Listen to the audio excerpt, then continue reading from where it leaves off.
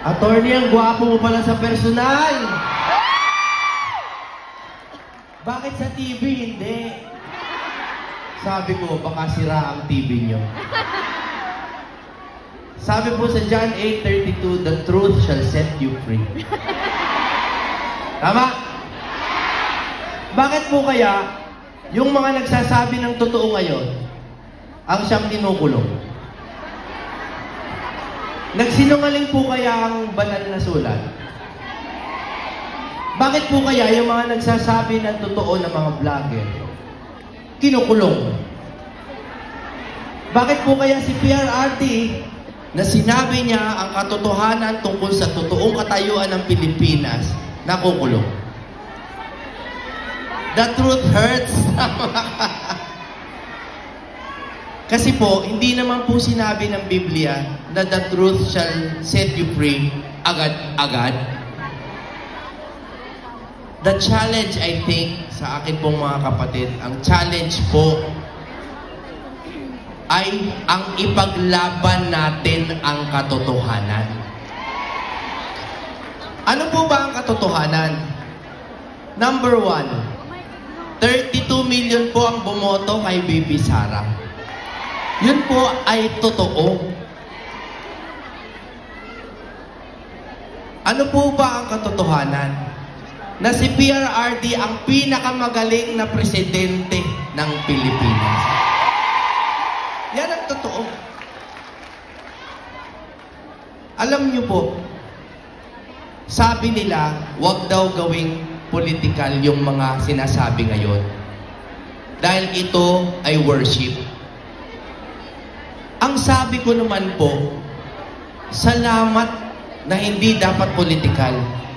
Dahil sa totoo po, ang paniniwala ko, ang dahilan ko sa pagtakbo, ay nakaugat po sa panalangin. Hindi po sa politika. Lahat po kami sa Team Suka, no, ay may asim. A, abogado. Dami namin dyan, abogado. S, sundalo. Sino yung sundalo? Inspirasyon. Ibe Salvador bilang artista at si Pastor Kibuloy bilang pastor. Inspirasyon. M, malasakit. A, S, I, M, asim. Hindi ko po hahabaan ito dahil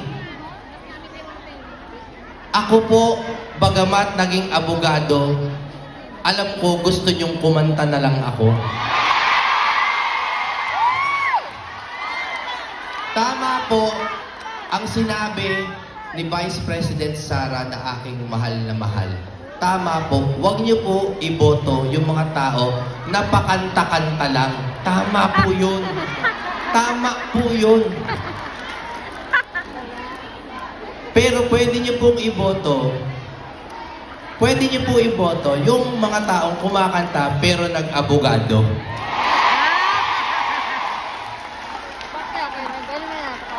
Gusto.